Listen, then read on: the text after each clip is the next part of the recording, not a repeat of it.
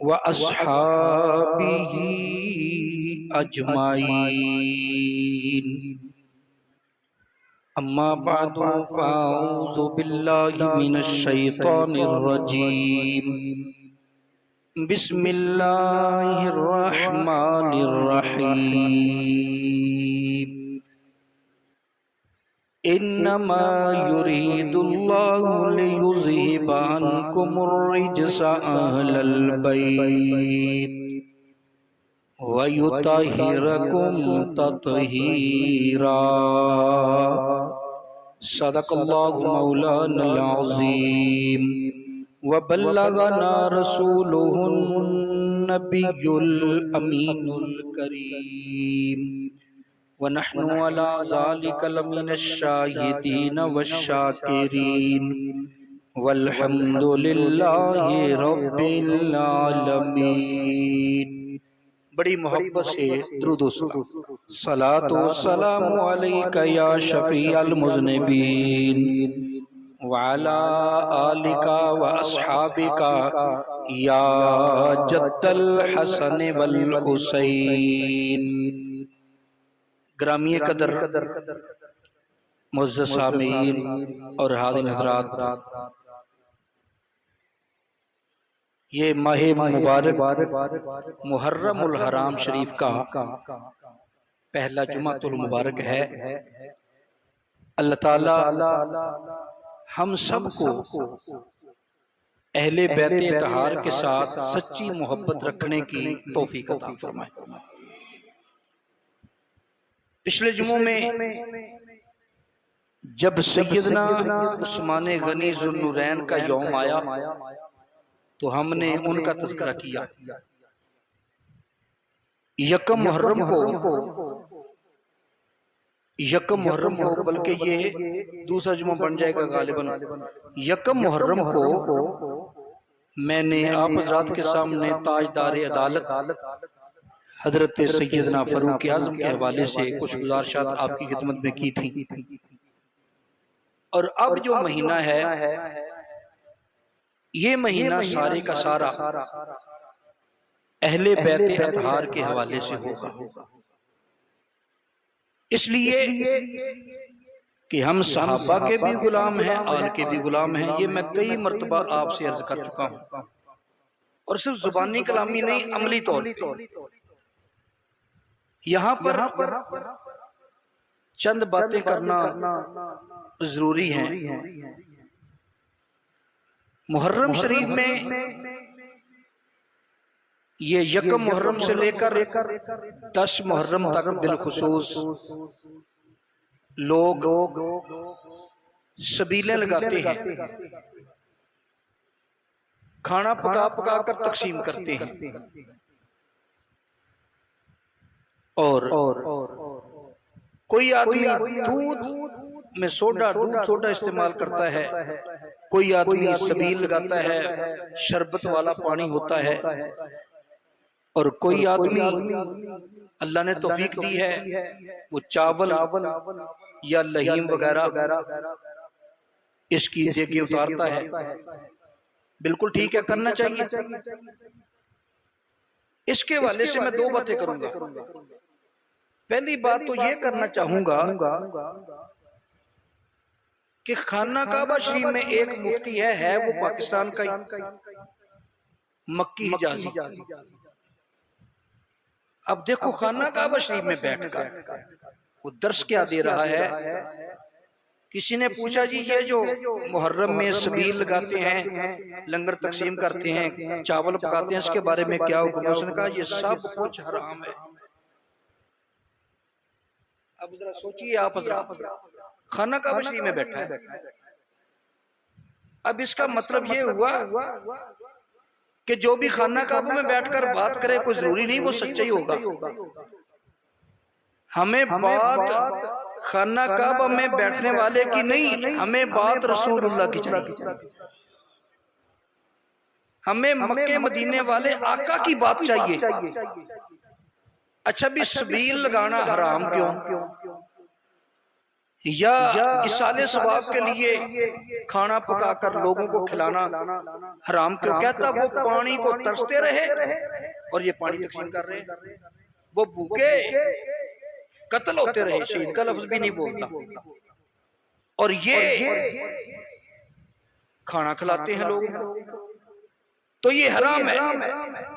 میرے بھائی ایک بات یاد رکھیں، لفظ حرام اور لفظ کفر یہ بہت بڑا لفظ ہے۔ یہ ریکارڈنگ ہو رہی ہے، میں اس لیے وضاحت کر رہا ہوں، ہو سکتا ہے اگر نیٹ پہ چڑھ گئی تو اس لال داڑھی والے مفتی صاحب تک میری بات پہنچ جائے گی۔ حلال اور کفر یہ بہت بڑے لفظ ہیں، بہت جلدی کسی کے لیے کفر کا فتویٰ دے دینا یا کسی چیز کو حرام کہہ دینا یہ بہت بڑی جسارت ہے۔ میرے مدنی کریم علیہ السلام نے فرمایا الحلال ما حل اللہ فی کتابہ والحرام ما حرم اللہ فی کتابہ۔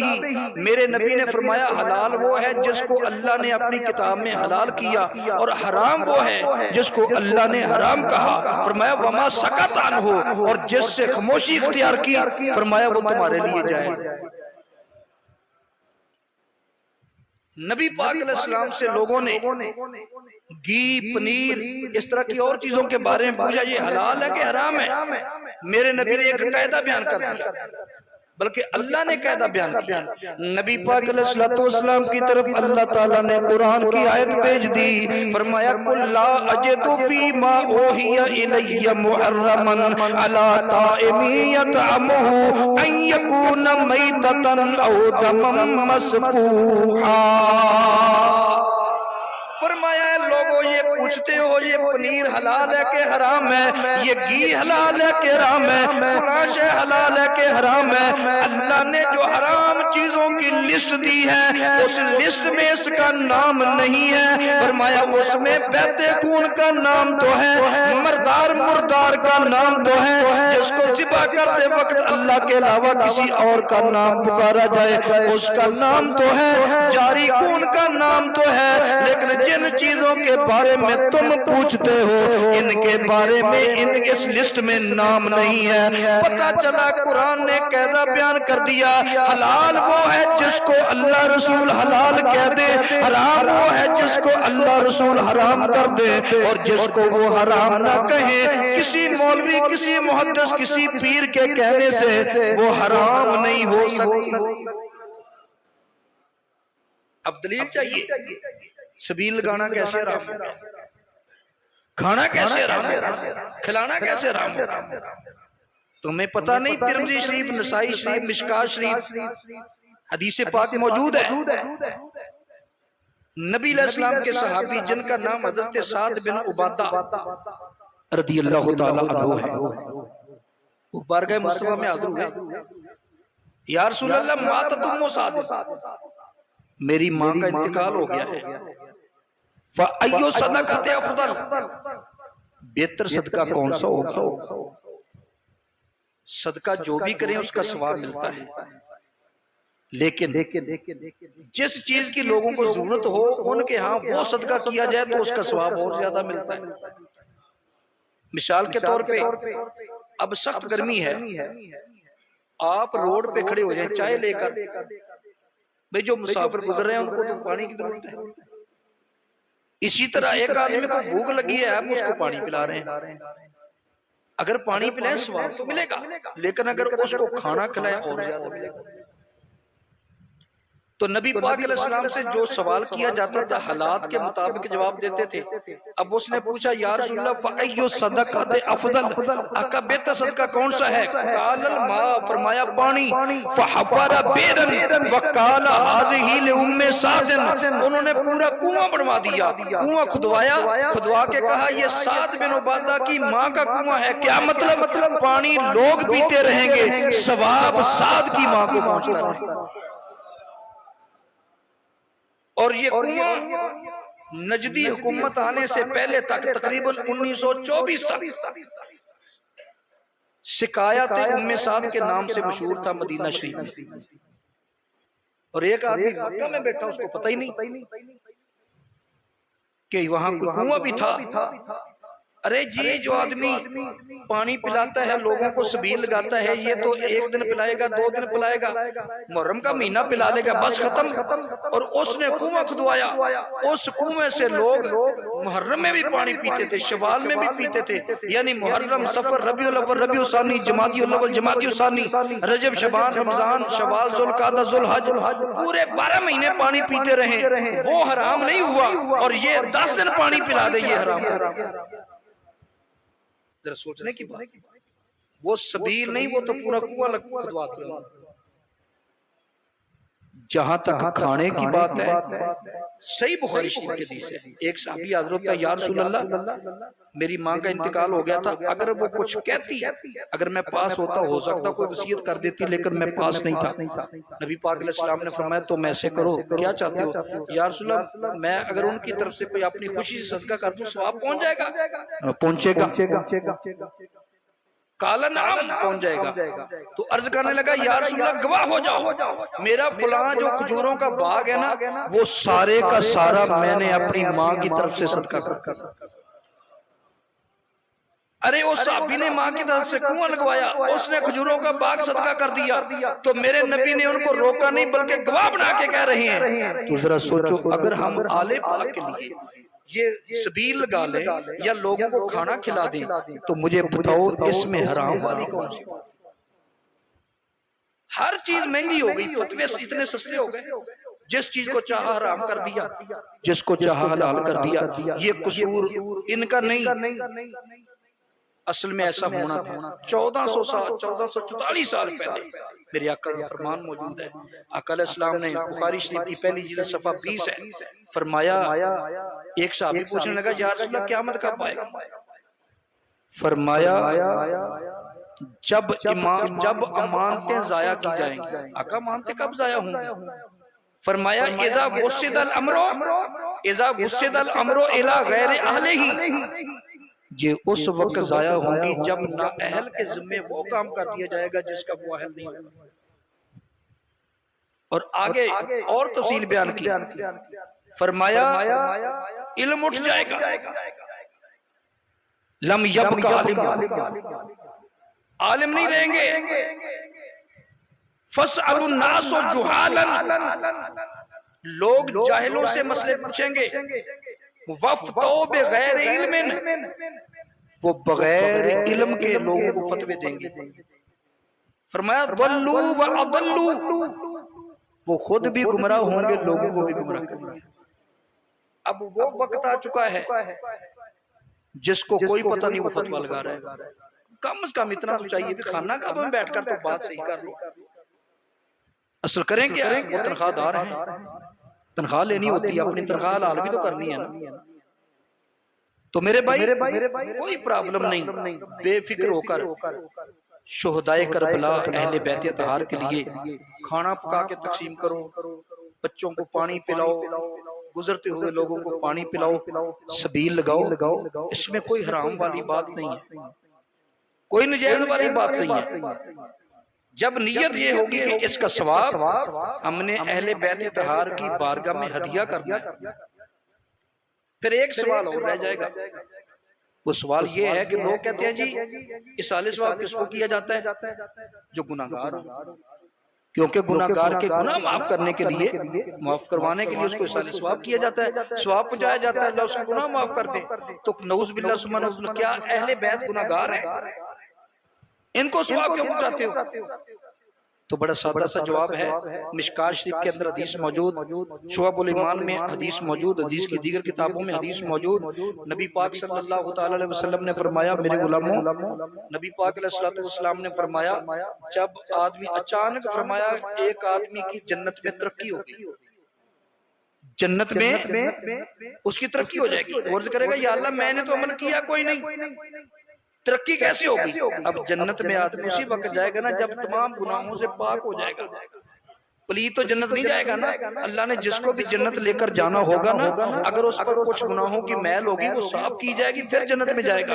اب وہ جنت میں چلا گیا اس کا مطلب اب اس پر گناہ کوئی نہیں پاک صاف ہو کے گیا. تو وہ عرض کرتا ہے یا اللہ یہ کیا ہے؟ اللہ فرماتا ہے تو نے تو کچھ نہیں کیا پر باستغفار ولدک لکا، تیری اولاد نے تیرے لیے پڑھ پڑھ کے بخشا، استغفار کیا تیرے اولاد کے پڑھ پڑھ کے بخشنے کی وجہ سے ہم نے تیرا درجہ اونچا کر دیا۔ اب مسئلہ سمجھو، جب اصالِ ثواب کیا جاتا ہے نا، اصالِ ثواب نیکوں کو بھی کیا جاتا ہے، گناہگاروں کو بھی کیا جاتا ہے۔ اگر نیکوں کو کیا جائے تو ان کے درجے بلند ہوتے ہیں، اگر گناہگار کو کیا جائے تو اس کے گناہ معاف ہوتے ہیں، ضائع پھر بھی نہیں جاتا۔ اور اہل بیت طہار کی بارگاہ میں ہم ہدیہ کرتے ہیں، ہم نہ بھی کریں وہ ہمارے محتاج نہیں ہیں، وہ تو بخشے بخشائے ہوئے ہیں، انہوں نے تمہاری سفارش کرنی اللہ کی بارگاہ میں، ہم صرف ان کو ہدیہ پیش کرتے ہیں کہ وہ جواب میں ہمارے لیے دعا کرتے ہیں، بس یہ بات یاد رکھیں۔ اچھا یہ بات ہو گئی، اب آئیے دوسری طرف، اپنوں کی بھی خبر لینی چاہیے، دوسروں کی تو لیتے ہیں ہم، اپنوں کی بھی لیتے ہیں۔ اپنوں کی خبر کیا ہے؟ امام حسین رضی اللہ تعالیٰ عنہ کے لیے ہم یہ سبیلیں تو لگاتے ہیں، کھانا تو پکا کر ان کے لیے ہم تقسیم کرتے ہیں، اور کرنا بھی چاہیے، سبیل بھی لگانی چاہیے، لیکن کبھی آپ نے سوچا انہوں نے تو چلتی ہوئی تلواروں میں بھی نماز نہیں چھوڑی، چلتی ہوئی تلواروں میں بھی نماز نہیں چھوڑی، اور تو صرف سبیل لگا کے پورا سال فارغ ہو جائے کہ بس جی میں نے سبیل لگا دی تھی، میں نے ان کے لیے لنگر پکا دیا تھا، پورا سال مجھے نماز کی ضرورت نہیں۔ میں پوچھتا ہوں مجھے یہ بتا کہ کیا اس تیرے اس عمل سے آل پاک خوش ہو جائے گی؟ اگر آل پاک کو خوش کرنا ہے تو انہوں نے تو چلتے تیروں میں نماز نہیں چھوڑی اور تو گھر بیٹھا نماز چھوڑ رہا ہے۔ تو میرے بھائی نماز کا اہتمام کر، 9 محرم کو ساری رات انہوں نے قرآن پڑھ کے گزارا، تم بتاؤ یکم محرم سے لے کر آج تک تم نے کتنے پارے پڑھے؟ ہم نے کتنے پارے پڑھے؟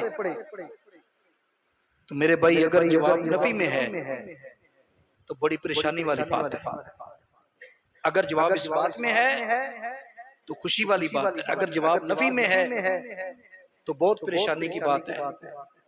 یہ حسینی کردار ہے، یاد رکھیں، شہدائے کربلا کا ذکر ہم ہر سال سنتے ہیں اور سناتے ہیں اور سنائیں گے، لیکن میرے بھائی شہدائے کربلا کا صرف نام لینے سے بات نہیں بنتی، صرف ان کو ماننے سے بات نہیں بنتی، ان کی ماننے سے بھی بات، ان کی مانو بھی۔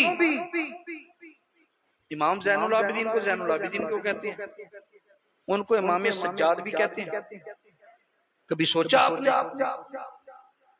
اتنی نماز پڑھتے تھے، اتنی نماز پڑھتے تھے، اتنے نوافل پڑھتے تھے کہ پڑھ پڑھ کر ایک مرتبہ شیطان آ گیا۔ شیطان ہر شکل میں آ سکتا ہے، وہ شیطان سانپ بن کر آپ کے پاؤں کے انگوٹھے میں آ کے نا لپیٹا مارنے کی کوشش کی، نماز نہیں چھوڑی، پڑھتے رہے اور سلام پھیر دیا نماز کے بعد، بڑے سکون سے سلام پھیرا۔ آپ کو زین العابدین آپ کا نام مشہور ہو، زین العابدین کا مطلب ہے عابدین کی زینت، یعنی ان لوگوں کی زینت جو عبادت کرتے ہیں۔ اور دوسرا نام سجاد ہے، سجاد کس کو کہتے ہیں؟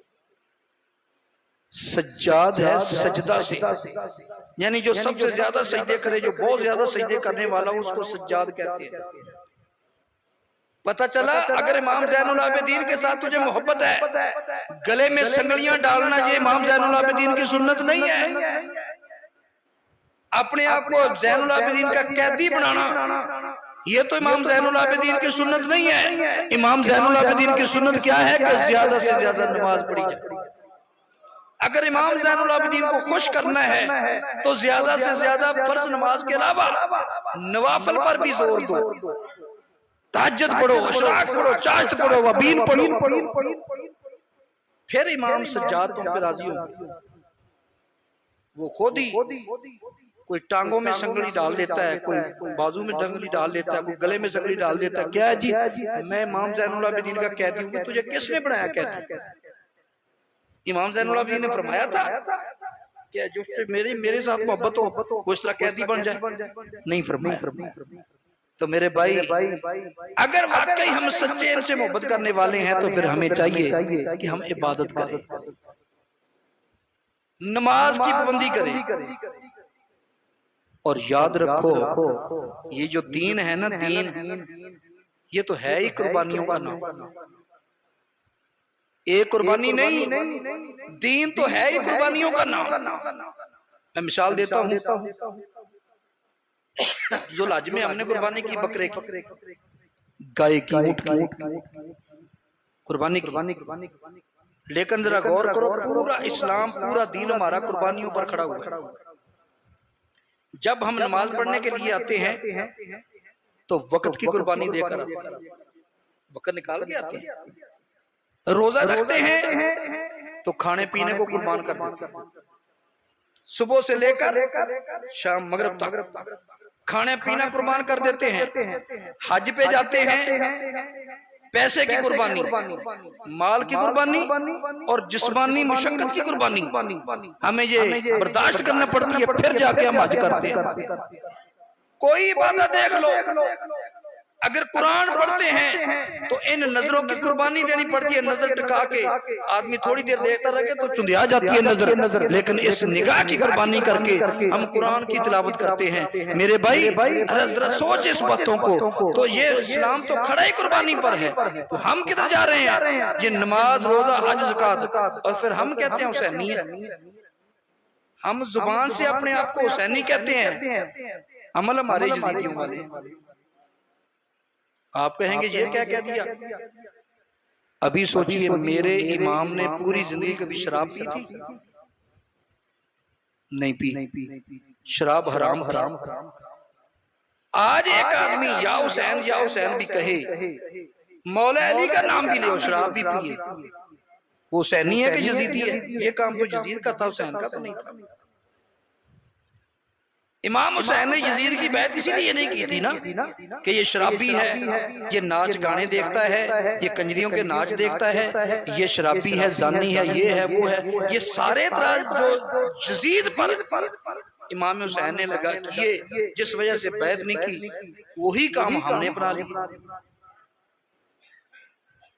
تو کیا ہم کہہ سکتے ہیں کہ حسینی ہے؟ اس طرح تو حسینی نہیں بن سکتی۔ حسینی بننے کے لیے ہمیں امام حسین والا کردار پیش کرنا۔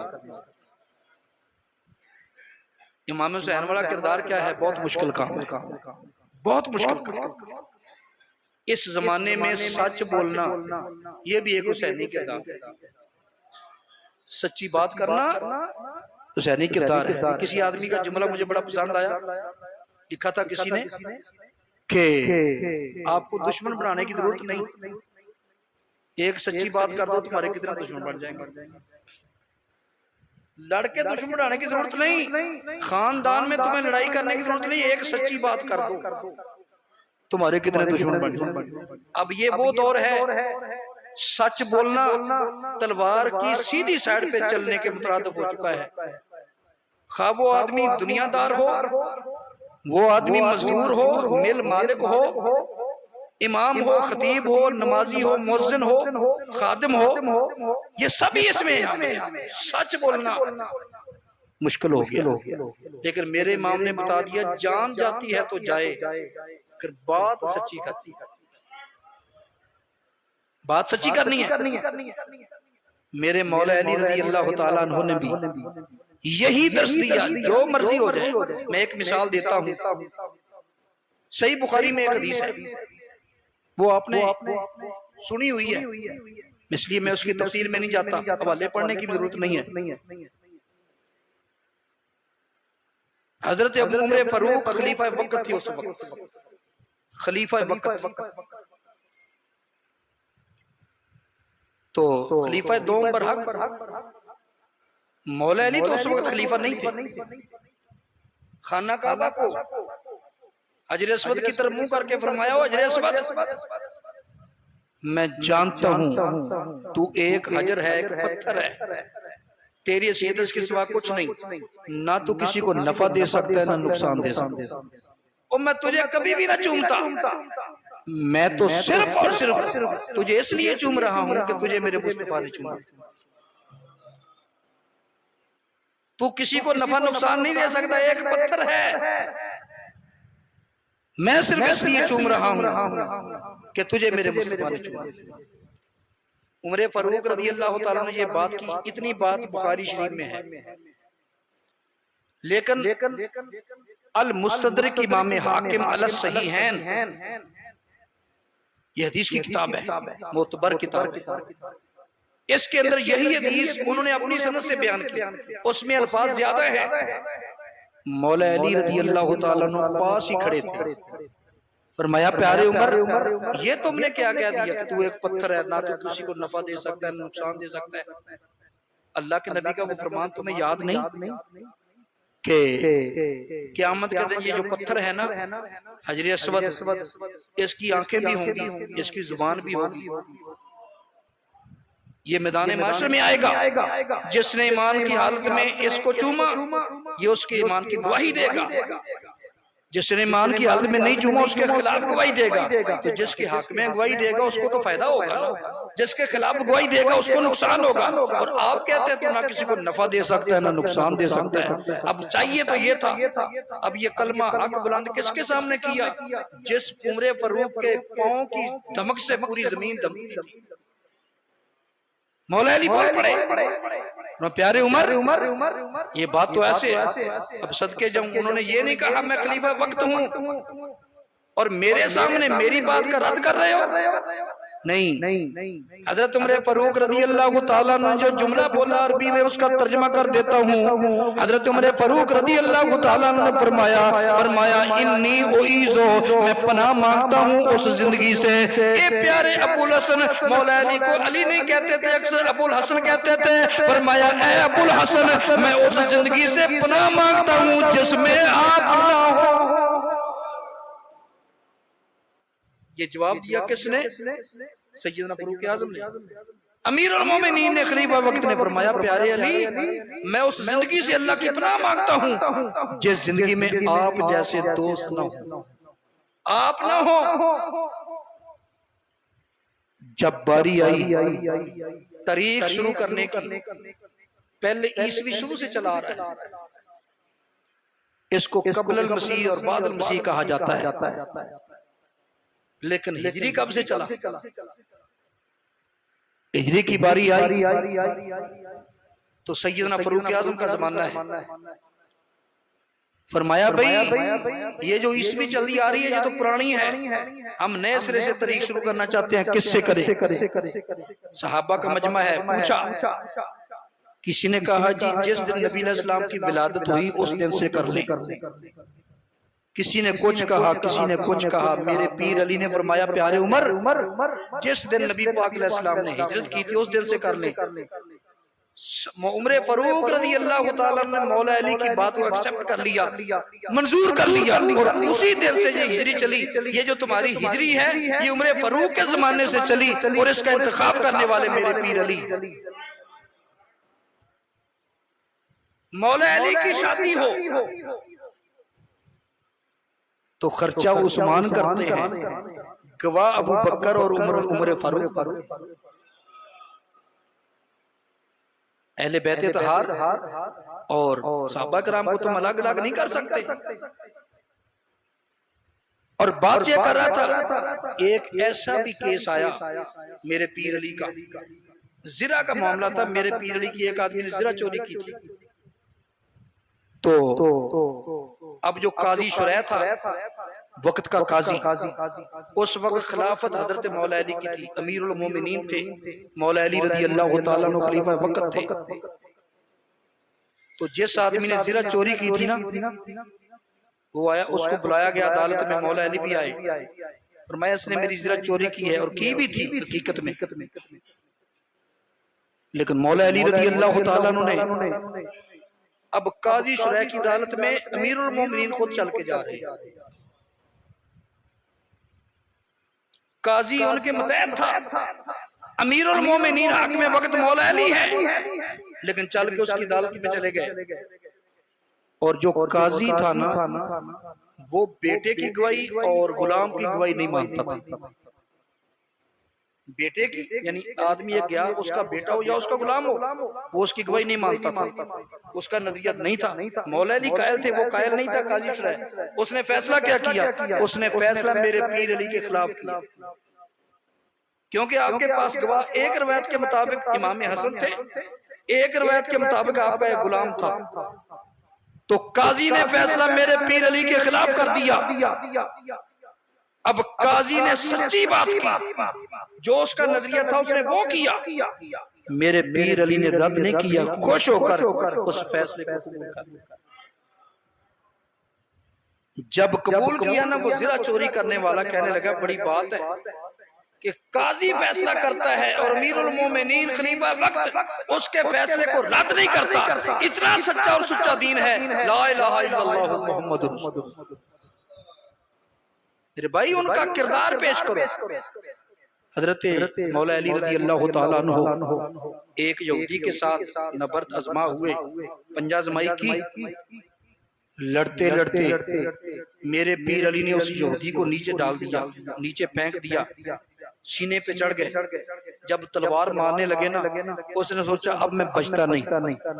اس نے تھوک دیا آپ کے چہرے پر. اس نے کہا بچنا تو ہے نہیں، اب یہ مجھے قتل تو کر ہی دیں گے. جب تھوک دیا تو میرے پیر علی رضی اللہ تعالیٰ نے فرمایا، اس کو چھوڑ دیا، فرمایا جاؤ اپنا کام. وہ بڑا حیران ہوا، کہنے لگا جی ایک سوال کا جواب دے دیں گے؟ فرمایا بتاؤ. کہنے لگا جب تلوار آپ کے ہاتھ میں تھی اور آپ مارنے کو تیار تھے، میں نے آپ کے منہ پہ تھوک دیا، چہرے پر تھوک دیا. مجھے غصہ تھا، میں نے تھوک دیا، اور مجھے موت نظر آ رہی تھی، میں نے تھوک دیا. اب مرنا تو ہے، جاتے جاتے تھوک دوں، اور آپ نے چھوڑ دیا. اس کا راز کیا ہے؟ حضرت مولا علی رضی اللہ تعالیٰ نے فرمایا اور کوئی وجہ نہیں، وجہ ایک ہے، ہم کسی سے لڑتے ہیں تو اللہ کے لیے لڑتے ہیں، کسی سے محبت کرتے ہیں تو اللہ کے لیے کرتے ہیں. جب میں تیرے ساتھ لڑ رہا تھا صرف اور صرف اللہ کے لیے لڑ رہا تھا. جب تو نے میرے چہرے پر تھوک دیا اس میں میرا ذاتی غصہ بھی شامل ہو گیا، اس لیے میں نے تجھے چھوڑ دیا. اب وہ مزہ نہیں آئے گا، اللہ کی رضا خالص نہ رہی، میرا غصہ بھی شامل ہو گیا. مولا علی نے فرمایا جاؤ میں تمہیں چھوڑتا ہوں. کہنے لگا آپ نے مجھے چھوڑا نہیں، ہمیشہ کے لیے قیدی بنا دیا. اب مجھے کلمہ پڑھا کر اس سچے اور سچے دین میں شامل. میرے بھائی یہ کردار ہے. شہدائے کربلا کا ذکر کرنے اور سننے کا مطلب یہ نہیں کہ افسانوی رنگ میں کہانی سنو اور سن کے اگلے سال پھر سن لو. نہیں، سبق لو. اس میں سبق کیا ہے؟ حضرت سیدنا امام حسن مجتبی رضی اللہ تعالیٰ عنہ سیدہ فاطمہ کے ساتھ کھانا نہیں کھاتے. ایک دن فرمایا بیٹا تو میرے ساتھ کھانا کیوں نہیں کھاتا؟ امی جی میں اس لیے نہیں کھاتا کہیں ایسا نہ ہو کہ مثال کے طور پہ بوٹی پڑی ہوئی ہے، اس کو میں اٹھانا چاہتا ہوں اور تمہارا پروگرام تھا اٹھانے کا، یا ایسا نہ ہو لقمہ پہلے میں لگا لوں، آپ سے پہلے لگا لوں اور آپ بعد میں لگائیں، کہیں بے ادبوں میں نہ ہو جاؤں، اس لیے میں آپ کے ساتھ بیٹھ کر کھانا نہیں کھاتا. یہ حضرت امام حسن کا نظریہ ہے. مجھے بتا تو اپنی ماں کی اتنی قدر کرتا ہے؟ اگر تو کرتا ہے، اور اسی طرح کا ملتا جلتا واقعہ امام زین العابدین کا بھی. اب بتا حسینی کردار یہ ہے، یزیدی کردار اور ہے. حسینی کردار یہ ہے کہ ماں کا اتنا احترام کیا. اور اگلی بات یہ بھی ذہن میں رہے، وہ ایک آدمی نے بات کی، اس کی بات واقعی میرے دماغ پر اثر کر گئی. وہ آدمی تھا، پتہ نہیں کون ہے، وہ فیس بک پہ وہ آیا اور اس نے مختصر بات کی. اس نے کہا جی شیعہ ہو، سنی ہو، دیوبندی ہو، اہل حدیث ہو، مجھے اس سے غرض نہیں، مجھے اس بات سے غرض ہے کہ سیدنا امام حسن امام حسین شہدائے کربلا بالخصوص ادھر پیدا ہوتے ہیں، ادھر تم میدان کربلا میں لے جاتے ہو، بچکار میں درمیان میں جو فاصلہ اس کا کوئی واقعہ نہیں ہے تمہارے پاس. یہ اس نے باقاعدہ فیس بک پر یہ بات کی. کہنے لگا میرا یہ آپ پر مطالبہ ہے مجھے کہنے لگا ابھی تک نہیں سننے کو ملا کہ شہدائے کربلا ادھر امام حسین پیدا ہوتے ہیں اور ساتھ ہی تم کربلا میں لے جاتے ہو. تو امام حسین پیدا کب ہوئے؟ 4 ہجری میں. 4 ہجری میں. واقعہ کربلا کب پیش آیا؟ 61 ہجری میں. اس وقت آپ کی عمر مبارک اگر 4 ہجری کو آپ کی ولادت ہے تو 61 میں سے 4 نکال لیں تو کتنا بنے گا؟ 57 سال. تقریباً 56-57 سال عمر تھی جب آپ شہید ہوئے. وہ 56-57 سال کی جو عمر آپ نے گزاری اس کا کوئی واقعہ تمہارے پاس نہیں ہے. یہ اس آدمی نے گلہ کیا ہے علماء کرام پر. اور ہمارے علماء کرام کیا کرتے ہیں؟ میں کسی پہ گلہ نہیں کرتا، اعتراض نہیں کرتا، میں ایک وتیرہ بتا رہا ہوں کہ ہم نے وہ آیت پڑھ دی اور کان پہ ہاتھ رکھ لیا اور جیسے وہ پٹا چڑھا دیا کربلا شروع، فلاں بھی شہید ہو گیا، فلاں بھی شہید ہو گیا، فلاں بھی شہید ہو گیا. ہم ہر سال یہی سنتے سناتے ہیں. تو ہمارے اندر جدت آنی چاہیے. اور انشاءاللہ اس مرتبہ میں کوشش کروں گا کہ 4 ہجری کے بعد سے لے کر 61 ہجری تک کے جو واقعات ان کے مجھے ملیں گے انشاءاللہ معتبر کتب سے ملیں گے، میں وہ لازمی بیان کروں گا.